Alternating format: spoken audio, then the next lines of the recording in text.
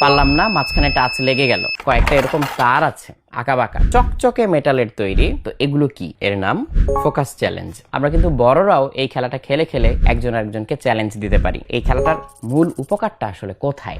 আমার হাতে এখন যে বিজ্ঞান বাক্সটি আছে এর নাম ফোকাস চ্যালেঞ্জ। তো আমরা খুলে দেখি জিনিসটা আসলে কি। একটা ম্যানুয়াল পাওয়া যাবে, একটা কুইক স্টার্টআপ লিফলেটও দেওয়া আছে এর মধ্যে। মেইন জিনিস যেটা, সেটা হচ্ছে দেখা যাচ্ছে এরকম একটা বেস প্লেট আমরা আলাদা করে ব্যাটারি নিয়ে এর মধ্যে ইনসার্ট করে নিব। এখানে দেখা যাচ্ছে তারের সাথে অ্যাটাচ করা দুইটা পোলের মাথায় আবার দুইটা এরকম রিং সদৃশ জিনিস দেখা যাচ্ছে। আর এইখানে চকচকে মেটালের তৈরি কয়েকটা এরকম তার আছে। বাইরের বিশ্বে এই খেলাটার নাম হচ্ছে বাজওয়্যার। তো সেই বাজওয়্যার খেলাটাই আমরা নিয়ে এসেছি, কিন্তু আমরা নাম দিয়েছি ফোকাস চ্যালেঞ্জ। এটাকে নিছক খেলা হিসেবে না দেখে আমরা ধৈর্য এবং মনোযোগ বৃদ্ধির একটা হাতিয়ার হিসেবে এটাকে দেখতে চাই। তাহলে কানেকশনটা কিভাবে দিতে হয় দেখি।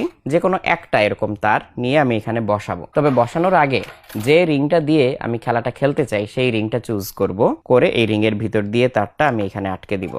আরো একটা পাশে এই ছিদ্রের মধ্যে আটকে দিলাম। আর এই যে কানেক্টরের মাথাটা এখানে বসে যাবে। এবার সুইচ অন করি।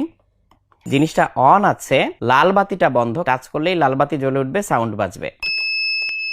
এই বাটনটা প্রেস করলে সাউন্ড বন্ধ হবে। টার্গেট হচ্ছে এই তারের গায়ে টাচ না করে এই রিংটাকে এক পাশ থেকে আরেক পাশে নিয়ে যাওয়া। পারলাম না, মাঝখানে টাচ লেগে গেল। আরেকটু মনোযোগ দিয়ে দেখি আমি চেষ্টা করে পারি কিনা।